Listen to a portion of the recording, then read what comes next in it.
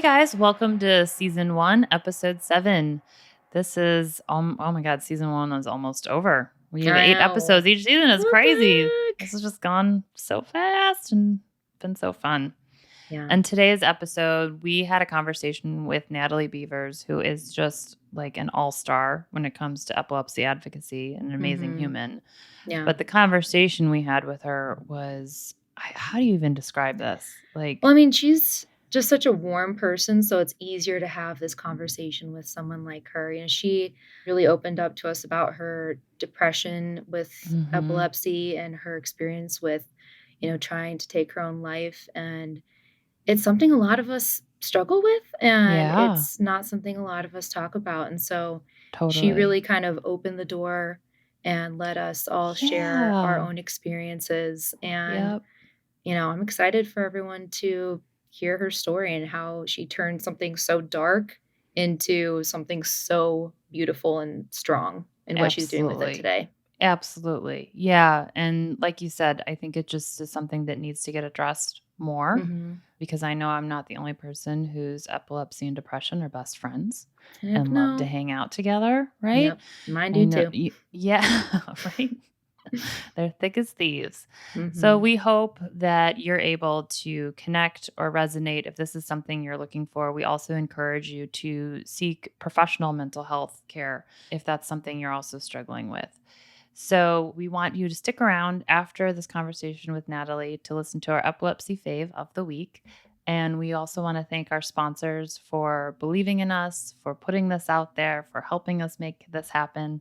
We want to thank SK Life Science and Neurelis. Thank you so much. Thank you. If anyone out there wants to support us, we have a donation link on our website at whatthefpodcast.com. But as always, no pressure to donate. Okay, guys, here we go. Hi, everyone. Welcome to What the F. As we said before, Lexi and I are so stoked about our guest today, Natalie Beavers. Yeah. She is literally the rock star of epilepsy advocacy because she does so much and has such a warm, loving, peaceful demeanor. It's like you just want to hug Natalie every time you see her. The first time I met Natalie, I was just like, oh, I had to hug you. She's the founder of the nonprofit Angels of Epilepsy.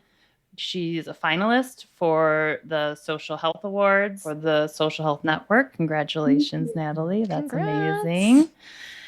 And also launching NYB Enterprise. And we'll get to all of that a little bit later in the conversation. But hi, Natalie. Hey there. How are you guys doing? Doing great. How are you? We're good now that we're with you. Yeah. So today we're so happy to have you here because you are just the perfect person to talk about mental health, specifically depression, and the prevalence of that in the epilepsy community. And we are just so appreciative to have someone like you on here with just the broad range of experience that you have and the dedication you have to this cause. But before we dive into that, we kind of wanted to hear your epilepsy journey and what that's been. Okay, yes. I was diagnosed with epilepsy at the age of 5. So, at that particular time, being young, you don't really know how to deal with it yourself. It's all up to the parents and the family to kind of cope with it because you're a small kid. So,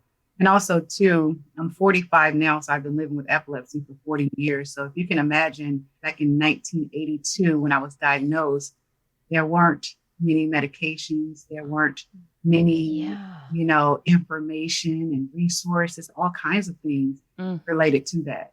And I remember my dad, he stated that when I was diagnosed, the doctor was like, we see this scar on the left side of your daughter's brain. It's the size of a dime. We have to diagnose her with epilepsy. And here's a brochure. It was just like, now it's a little bit different, thank God. But it was just like, and I've heard similar stories where they, back in the days, years ago, they say, here's a brochure and here's the medication and this is what you need to do. And that was just like it. Bye. Good luck. So can you imagine like what my parents had to go through? And my father, my sisters, my mom, even my stepmom later on, they had to literally learn about epilepsy and get used to knowing about it. you know. It's a huge learning curve. Mm-hmm. And even if can you imagine being a young child at school too, and you have to notify, the teachers and then, the nursing staff there. They didn't know about seizures like that, It was the I myth. dreaded that. Yes. And the myth back then and all back in the day, all of those years ago, they used to say, put a spoon in the mouth. Oh, God. Oh. It was crazy. But then again, you don't know the knowledge that you know now. So you think that's okay. Yeah. Put the spoon in her mouth. Also, where are these spoons? Like, yeah. Do classrooms have spoons? Why Like, what are we spoon? talking about? I said the same thing. Like, if I'm in a park and I have a seizure, where are you going to put the spoon? Like, come on. Oh my God. It was crazy. But then again, back in those days, many people, my family literally had to like teach other people like around us, even those in the community, like to know about epilepsy and seizures. And this is what you need to do. And, don't look at Natalie any different. She has epilepsy and that it causes seizures. So the great thing about what amazing advocates Yeah. your parents. Absolutely. But I mean, that is really impressive because some parents might walk away and be like, okay, it's just a brochure. It's no big deal, But your parents are like, oh, we're going to figure this out. But yeah, it's like they literally had to figure it out because it was just words on a piece of paper. And it's like, but she is dealing with this. Like, what could we do? But also, too, just being a young child in school, having to teach people around you about it, And I appreciate, to be honest with you, how now in today's society, people with epilepsy, they say they're bullied. People have camera phones now and they can, take a video of someone having a seizure, right? Well, back in the early 80s, my classmates and people in my neighborhood, my community, they literally felt sorry for me. They wanted to help me. They made sure that I was okay when I was in those episodes. They were wonderful. Like family. So that's what I greatly appreciate about how the community and how, the teachers and the custodian at the school, they said he used to run to the classroom to take me to the clinic, just to make sure I was okay. So if you think about it now, it's somewhat different, compared to today's society.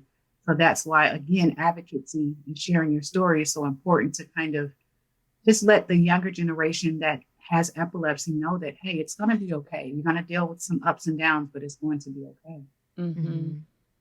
I mean, that's amazing. The community that you had and the support network that you had is truly incredible. Yeah. And really what we all should have, right? And what every child with epilepsy should have.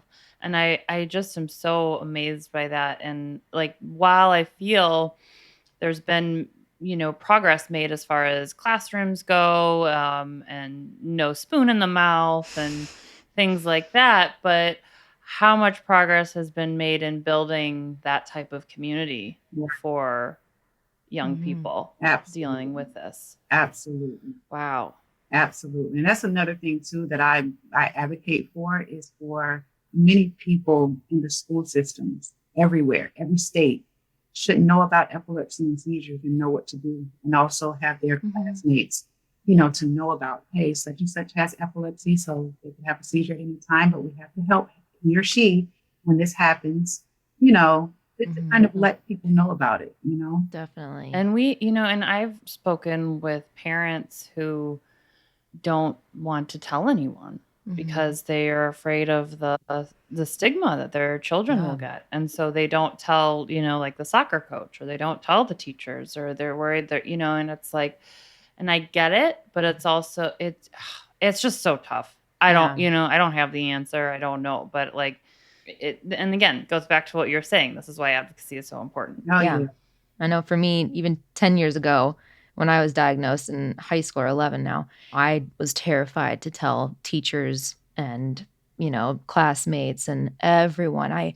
The first few years I kept it sort of a big secret, but my doctor said, you have to at least tell your teachers. So I would, wait until everyone, after class, everyone was gone. And I would tell them, and I'd say, but please keep this a secret. Do not talk to me about this in front of everyone. And that made it so much harder And I was always terrified that someone was going to mention it in front of, other classmates, because I wasn't having, seizures that, people could really identify. I'd get lost in the halls and just confused. But once I finally started, owning my diagnosis and telling people about it, and, now I just walk up to people. I'm like, hey, nice to meet you. I got epilepsy. How's your day going? And it made it 10 million times better. And it was through meeting other epileptics that I kind of gained that courage, because, back when I was first diagnosed, I didn't know anyone else. And I was kind of like, I feel like I'm on this island all by myself. No one else really gets it around me. But once I had people kind of in my circle that also understood it, I could talk to them about it, share our stories, then it made it a million times better. Yeah. That's so funny, because I went through the same thing as an adult. I was diagnosed in my 30s. Mm-hmm. So, but I remember, just trying to hide it. Yeah. From people. That really resonated, Lexi, when you said once I finally started owning it. Mm-hmm. And it's like, oh yeah, it did make things easier. It does. So much easier. I mean, if it took me like and then 5 it's years. about surrounding yourself with the right people. Yeah. Yeah. And I also think too, it's important that we share our story to people, because first of all, we never know when a seizure will occur. So it could scare those other people around. And I'll never forget, I went out on a date. Oh, we love these stories. And Yeah. I did not tell him that I had epilepsy. Matter of fact, I believe it was like the second date. And I didn't tell him I had epilepsy, but I ended up having a seizure in his presence. And when I came out of that seizure, I saw paramedics and everything. And he looked at me and he said, why didn't you tell me? Because you scared the living crap out of me. Why didn't he you asked you tell that me? right after your seizure? Yes. But he should have waited. Yeah, I'm honey, sorry. I'm a little postictal here. Can we just take care of me right now? But I really thought about it. It really taught me a lesson to not be ashamed to just tell somebody up front, because I could have had a seizure on the first date. Totally. I've done that. People at your work, people who you work with. If you're I've done that too. You just have to tell people. If not, it's going to be shocking to them, and it could make them look somewhat different towards you. Because as you know, many people with epilepsy, we are discriminated on many ways, whether it's related, whether it's friendships or relationships. So, but I tell people, do not be ashamed to notify people, because we have an invisible illness. Yeah. Well, and also, for our own safety, right? And our own, because I've had to tell people, like, please do not call an ambulance. Like, just I don't want that $2,000 charge. Yeah, exactly. And like for me, that's that's the thing. Like, I don't need an ambulance. I just need to get home. Yes. So my work, my former job, they got real used to sending me in lifts home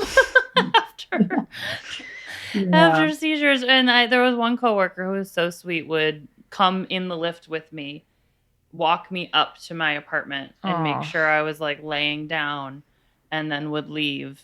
So, but again, you're not going to get that type of care unless people know what to do and you've given them some instructions. And that's another thing too, because we have this invisible illness. I had a seizure inside of a grocery store over a year ago, and I had on my medical ID necklace, and it had my parents' information on the back of the necklace and everything. On the front, it had epilepsy and seizures. And I told my son to just want to run in the store and get a few things, and come to find out I had a seizure in the grocery store, but there were people there to help. And the guy called the numbers on the back of the medical ID necklace. So that right there in itself. And again, like you just said, Landis, with the paramedics coming, I'm like, no, I do not want to go to the hospital. I was saying in my head, because of that on Bill.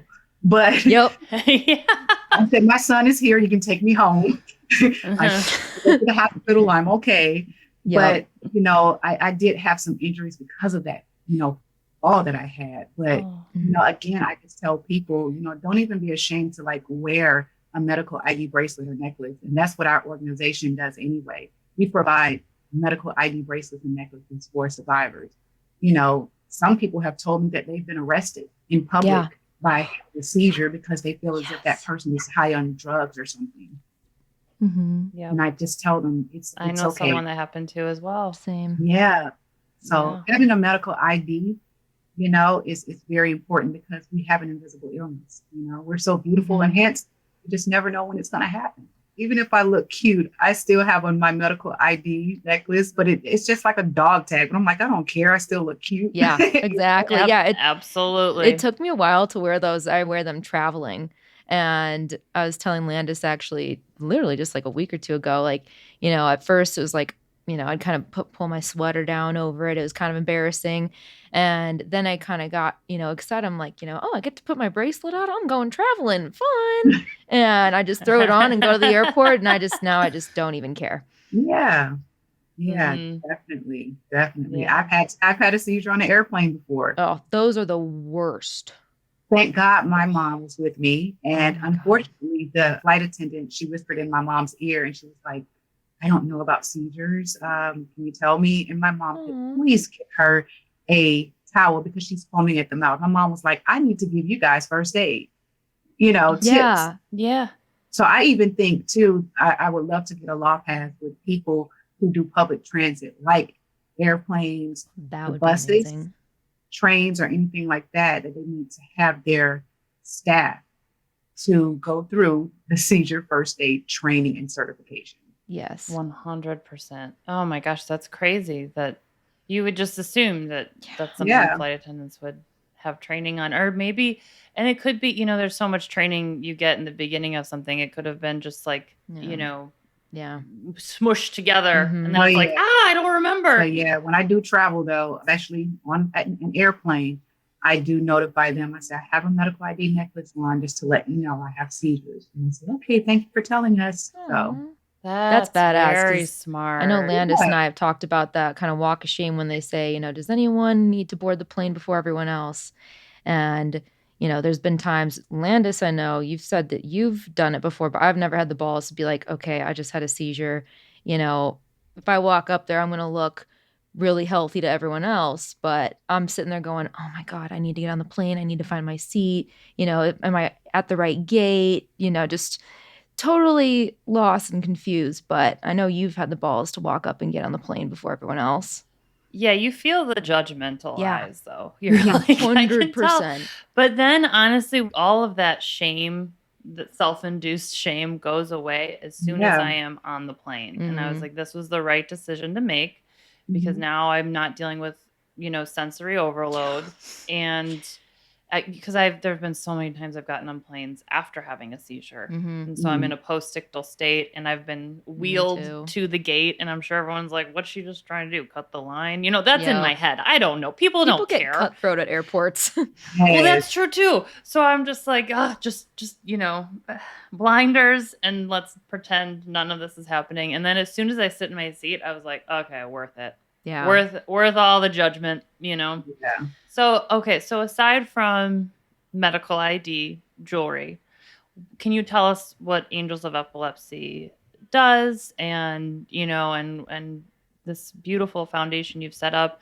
And then, we can dive into the mental health aspect of that as well. Yes. Angels of Epilepsy. We are now celebrating our 14th year anniversary in November.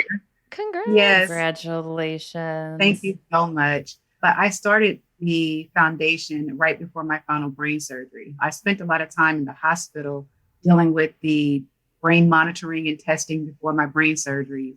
And I met so many epilepsy survivors and families as well as caregivers there. We all had similar stories, but we also talked about we need more support groups, more organizations that will definitely be supportive and understand what we're going through. And I couldn't sleep. And I just told my dad, and I said, I really feel like I need to start some type of support group or organization related to epilepsy to help them. And my dad said, don't be a sayer, be a doer. Oh. I put my mind to it and I just took a 5-week course on how to start a nonprofit organization in the county that I reside in and everything. And right before my final brain surgery, that was when Angels of Epilepsy was announced. And we support so many people. We're outside of Atlanta, Georgia, but not just within our state. We support people across the U.S. and in some countries. We definitely have workshops, seminars, health fairs, and all types of things because we want people to know about epilepsy, get educated about it. Many people say, I was just diagnosed, but I don't know too much about it. So that's the reason why we definitely have these health fairs and workshops to kind of just let people know, here is the educational information that you need to know. Here are resources, other organizations that can help you. And also our nonprofit, we provide assistance for them. As you know, epilepsy medication is expensive, as well as, medical ID bracelets and necklaces, as we talked about. That's important for us to give to the community. We visit a lot of patients. I spent that, quite a bit of time in the hospital before my brain surgery. So we go to the hospitals and uplift them, with gift bags and things for the family. That's so beautiful. And also, again, it's just so important for us to, again, epilepsy people, many of us can't drive. So we provide, Uber and Lyft vouchers, to just assist in any way we possibly can. So our nonprofit, we do whatever we possibly can to help, in any way, especially due to the pandemic. Many people are having such a hard time, due to the pandemic. So we try our best to help in any way we possibly can to help the epilepsy community as well as the parents and caregivers, because they need assistance too, as well. So that's our goal.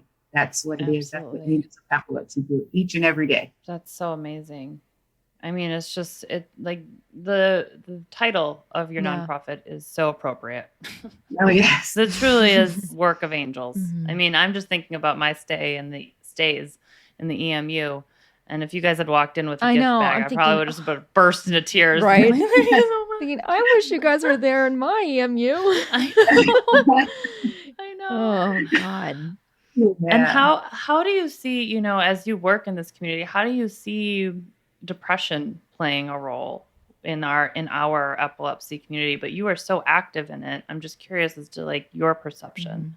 Again, I'm not ashamed to talk to people and tell them my story about dealing with depression, as well as anxiety. And that's why I try my best to uplift those who are in contact with Angels of Epilepsy, because many of them, they literally come out to say, I'm ashamed, living with this invisible illness. I feel that I will be definitely judged, looked at differently, because I have epilepsy. I could fall down at any time, having a seizure. But I let them know that, hey, you are the chosen one. And it's okay. This is a test, and you can turn that test into a testimony. Tell your story, become an advocate, and just share your journey, because even if you just touch one person, you touch that one person and say, I can do this just as they're doing right now, and you can continue to live a good life, even though our life is not perfect, but you can make it happy. Still dealing with, depression, anxiety. I still try my best to I'm thankful for each day. In other words, you can still live a life. I have 2 sons. They had to grow up, learning as little bitty kids about epilepsy. They became my caregivers at an early age. So imagine how their lives, were growing up as children. I'm so thankful that my son, who's in college right now, junior at Liberty University, he decided to become an advocate a few years ago. He said, because I want to show people how I had to grow up at a young age, learning about epilepsy and being that caregiver for my mom. And his world was somewhat different compared to other children, if you get me what I'm saying.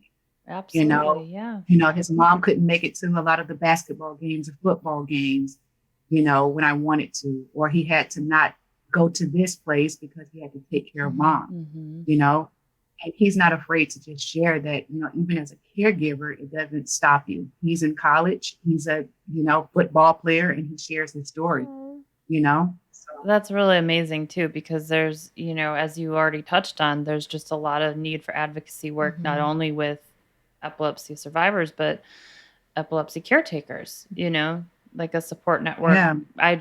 I can't relate to that. I don't know what it is, to be an epilepsy caretaker, but I'm sure they need just as much support. Oh, yeah. That's really incredible. And it sounds like it just like Yeah. the genes in your Yeah, my family are gosh. really amazing. Just- like from your parents to you to now your sons, like being like, I'm going to be an epilepsy advocate. I'm like, wow. Like, that's really, really incredible. Yes, absolutely. Yeah. And especially creating that touchstone, for depression. I know it's something, for me, it's something that comes up very hard in my postictal days after a seizure. My seizures trigger depression. And it's just one of those things where, for so long, I just didn't know how to cope with it. I didn't know how to deal with it. I thought, and then I didn't recognize it at first either. I didn't know I was even, feeling depressed. But I feel like in the last few years, I've been able to develop different strategies, in managing, especially my postictal depression. I think it's just one of those things that doesn't get talked about enough because the prevalence of depression in the epilepsy community is higher than the normal population. And a lot of times, doctors, even though they're amazing doctors, won't mention that this medication might make you depressed. Or it took a neuropsychologist to talk to me and be like, okay, have you noticed a trend here?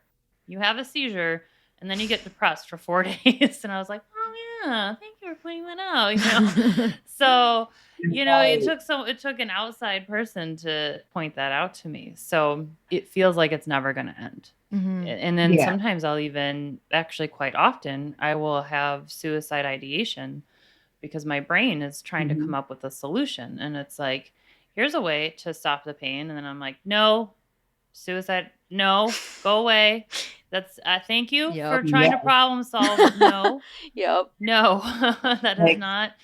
And, then I also have like a list. I keep notes for my postictal self where it's like, here's the places you like to order food from. Here are the movies you like to watch. Here are the friends you can reach out to. And then I have a whole other page dedicated to if I'm having any sort of suicidal thoughts and what to do if I have those, including going to the ER just in case, I need help immediately, which is something I think also needs to just be talked about, that's an okay option to do, and it's actually a very safe option to walk into an ER and say, I am having suicidal thoughts. This is something that reoccurs with my epilepsy. Or you don't even have to say that. You just say I'm having suicidal thoughts and they will make sure you are taken care of.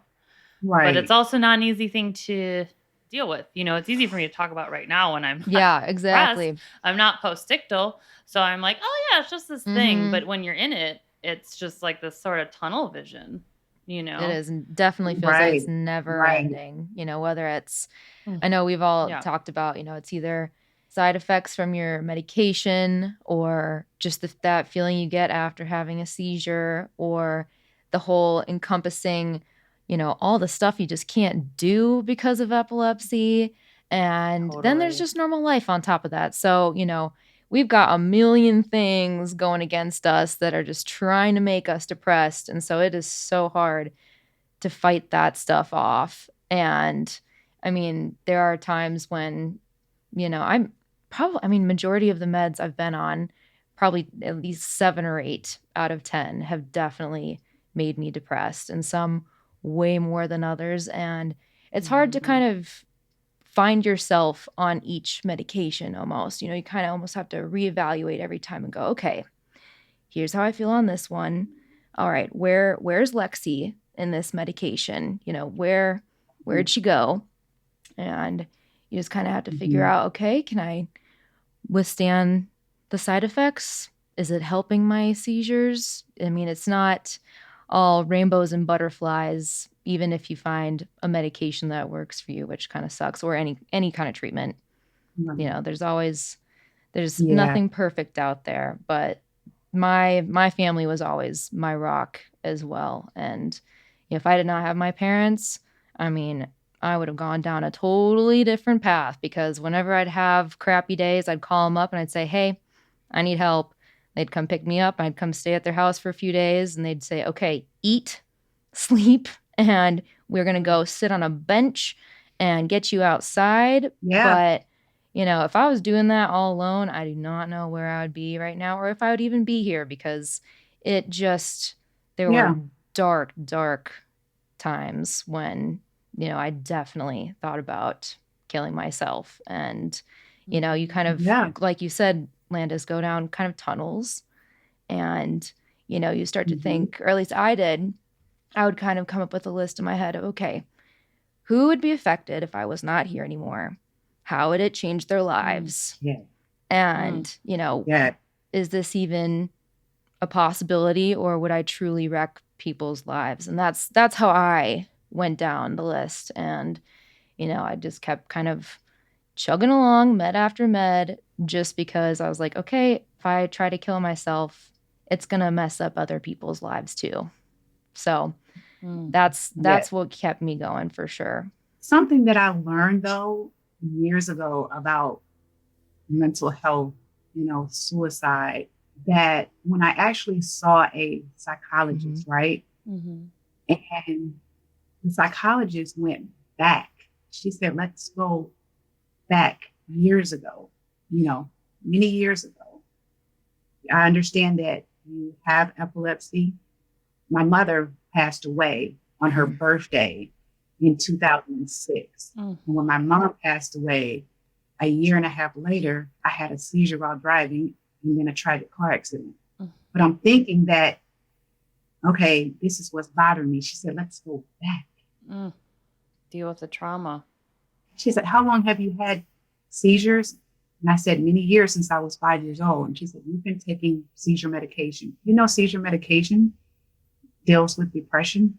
And I was like, I heard about it, but I really didn't know it was affecting me because I was living a nice life. Sure. Yeah. But when she brought that up, it was like, wow, the medication has a actual side effect related to, your mental health as well. Totally. So that's why it's always important to know to talk to doctors when it's related to medication as well.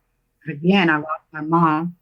And then right after that, a year and a half later, I'm a normal person working a, good job, taking care of my kids, and then a tragic car accident happened. I was 18 months seizure free, and then a car accident happened. Can you imagine all of this? No. I attempted suicide 2 months later. Like, even being a mom, I was like, I'm going to heaven to be with my mom, my best friend who passed. But I'm still here, in spite of what I did, and I never forget when I woke up in the hospital, my father told me, he said, you survived that car accident, didn't you? He said, then you tried to take your life away. He said, guess what? You survived that too. He said, so what are you going to do now, Natalie? What are you going to do now? And I literally cried and I asked God for forgiveness. And I said, I have to move forward. I have to, even though I have these thoughts, I have to find some kind of way to just make it happen. And then look, I'm helping people everywhere. Yeah. That's my medicine. If my story lifts someone, or just with Angels of Epilepsy, just inspiring or just helping someone within the epilepsy community, that's my medication. Each and every day, it's like, let me get up because I know I have to help them, but I still battle with depression. I still battle with anxiety. I was diagnosed with anxiety maybe about 8 years ago. And my doctor said, you have anxiety. I was like, wow, I don't know anything about anxiety, but tell me about it so I can know about it. And I did research myself, so again, I'm not ashamed, to share my story, to talk about my experiences, because there are so many other people that are living like the same life as us or identical lives as us. And if we don't talk about it, how are they going to know? Absolutely. And I feel, because I've lived most of my life without epilepsy, and then it dropped into my life. And epilepsy runs in my family, even though mine is not genetic. It's very strange, the brain. But I didn't realize how ignorant I was about epilepsy, specifically with mental health, until it hit me, until I had it, I lost my cousin to, he took his own life because essentially seizures just took over his. And that happened before I was diagnosed. And he was a dear friend of mine. And I was never mad at him for it. I just felt so bad. I was like, God, he was in such a bad place. So, but then it wasn't until like 6 months into my diagnosis and of epilepsy, like, Yeah. oh, I get it. I understand why he did this, and there is that bridge of you don't get it until you have it, right? Yeah. You don't fully understand. And I was like, I understand why Jim did this. And now we need to do more.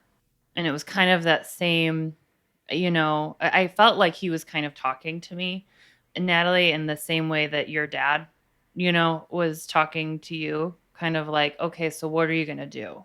Now that you get it, what are you going to do? And that's part of the reason why we're, here today, here talking about such a heavy topic, is so that hopefully it can reach other people that we can't physically reach, and just make people feel less alone and provide resources, and coping strategies, which is, hopefully what I wanted to ask you guys about now, what your coping strategies are for, when depression hits, or anxiety too. Cause I feel like those go hand in hand. Sometimes it's hard to tell which is which. You got one, you got the other. You're just kind of like, I know I'm not good right now. It's something. So it's pick one. It's one of those two demons. Like, yeah, exactly. Like, please go away. Right. God. But, one thing definitely that has helped me a lot over the past, I would say 7 years, that has helped me with my depression and anxiety is yoga and meditation, especially meditation. Yeah. I learned that from one of my hip hop artists that I love so much. He's a producer, and they call him Rev Run, and Run DMC. And I was like, yeah, is that the same? I was like, I think I know that, right? Yes. Okay. Himself Wow. and his brother, as well as another hip hop artist, they were talking about yoga and meditation. And I was like, what is that? Like, and when they were showing just the demonstrations about it and things that they've gone through in their life and how it has helped them, I did my own research about yoga and meditation. And I said, I need to get involved, like to learn about it and see how it can affect, if it can affect me, and help me in any way possible. And I had to learn a lot about it. And once I got into it, oh my gosh, I love it. It calms your mind, your body, your soul, your spirit. And now 100%. Our organization, Angels of Epilepsy, we have yoga and meditation sessions like every other month. We give it to them for free. Of course virtual. You do. You guys are like, I want to move to Atlanta. So it's just a good thing that can help people so much, in spite of what you're dealing with. There are certain techniques, that can help just calm your mind, Totally. when you really, really, truly, need Definitely. it. Yeah, I feel the same way. I do. I meditate every morning. Like, it's now gotten to the point where I can't even think about coffee unless I've meditated. That's a big thing. Yeah. But yes, yoga is the same way. It's just one of those things I'm like, I know this is good for me physically, but that's not why I do this. It's like, it's just like a soul release or calming effect. Yeah. I'm not good at it. Like, hey, if it works. Unfortunately there's these mirrors built into it's a very old building I live in, and it's like these 70s mirrors built into the wall that are in the corner, and I can catch a glimpse of myself every once in a while. I was like, oh God, I am not graceful, but I'm like, just ignore the mirror. It's working. I don't meditate, but I definitely find peace in just being outdoors. That's always been my go-to, especially, with being in the hospital all the time and, being stuck inside in bed, having to just sleep off seizures. Once I was awake and, able to stand, I I would just beeline outside, whether it was in the backyard, and just sit in the sun. And it just felt so good and nourishing. Or, my parents would, take me to the mountains here in Colorado. And it just, I cannot even describe why or how. And I've, noticed a lot of people with chronic illnesses love this too. Just being outside in nature, away from, the hustle and bustle of stuff, and just kind of find peace, especially after a seizure. Just being in a quiet place is such a therapeutic thing in itself. And, doing that with my parents, keeping my family really close to me, my friends close to me, keeping everyone updated so they knew what I was going through, and having that giant support system. So whenever I would kind of slip through the cracks, they could, say, "Hey, Lexi, nope, we're going to go on a short walk." Or, having friends take me to the lake close to my house, or any little thing to just keep me a tiny bit grounded, because it's so easy to get sucked into that whole just, vicious loop of wake up, seizure, fall asleep, wake up, seizure, fall asleep, and not leaving your house. And just being able to get out there in the world is kind of what kept me going, and doing fun things on either side of shitty things. So, nowadays, if I have a doctor's appointment, those aren't exactly fun, happy things usually. So I tend to, if I have a neuro appointment coming up, I'll make sure I have something fun planned for afterwards, or dinner with mom and dad, or something with friends, or any little teeny tiny thing. I'm like, okay, Ben and Jerry is waiting. Exactly. I've got to do something crappy, so I'm going to do something fun afterwards. And, also wearing my FU epilepsy shirt on days when I just feel like the world is crumbling. That makes me smile. So, and I also I started a few years ago what I call my happy shit journal. During COVID, when I was having tons of seizures, I was walking home from the lake one day and I was just so depressed. So I was like, okay, can't see my friends and having seizures all the time. Nothing's working. And I, just bought a little baby journal and said, okay, I'm going to write one thing every day. That's just my kind of like little simple pleasure, my little happy thing that happened during the day, whether that's, something big or something teeny tiny, like taking a shower. And I would just kind of sit there and reminisce, right before I fell asleep at night, and just said, okay, this is my one happy thing. And some days I'd have to kind of really comb through the day and be like, okay, what was good today? But I would find one teeny tiny thing and I'd write it down and I'd just go to bed. And that was kind of something that helped me through darker times, for sure. I actually agree with Lexi when it related to nature. Like, I think that it's so good just to take a walk, and I just sit down by the lake and just listen to the water. I feed the ducks and just sit for a while and just, think happy thoughts. Totally. You know what I'm saying? So I think nature is also just a good way to just let your mind flow. I got into that a few years ago. And I've been living around a lake for a long time, but I'm like, gosh, now I'm sitting by a lake and I didn't know this feel good.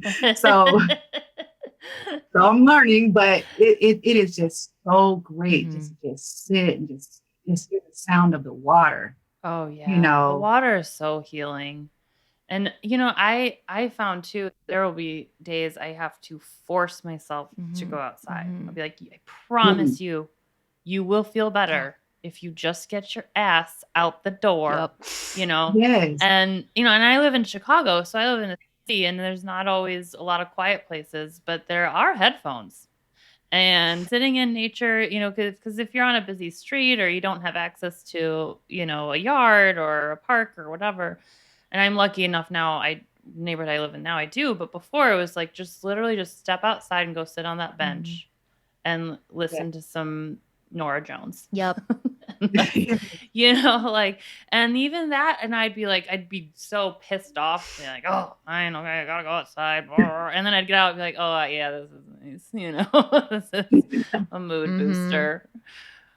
Yeah. So That's definitely my favorite medicine. So we do want to provide some resources for people, just official resources if you are struggling with depression or suicidal thoughts or suicidal ideation. You can, their Lifeline is the suicide network, and you can call or text 988.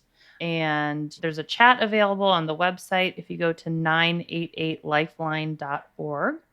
If you're feeling any sort of thoughts of taking your own life or hurting yourself, they've got trained people who can help. Also, as I mentioned before, going to your local ER. But we also just recommend if any of this resonates with you, please talk to your doctor. Yes. We obviously are not doctors, and these are our experiences and our coping strategies that may or may not work for you. Just our offering, essentially. But really, talking to your doctor about any of this is the most important. And then before we wrap up, Natalie, we want to talk to you about your new business, NYB Enterprises. Natalie Y. Beavers. I love it. So tell us about this.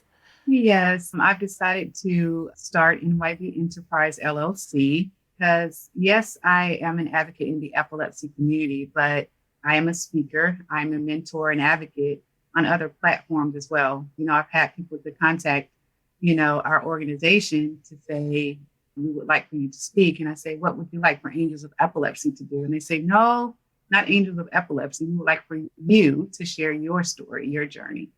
And not a surprise at all. Yeah. We want you, Natalie. Yeah. That's what we were saying at the beginning.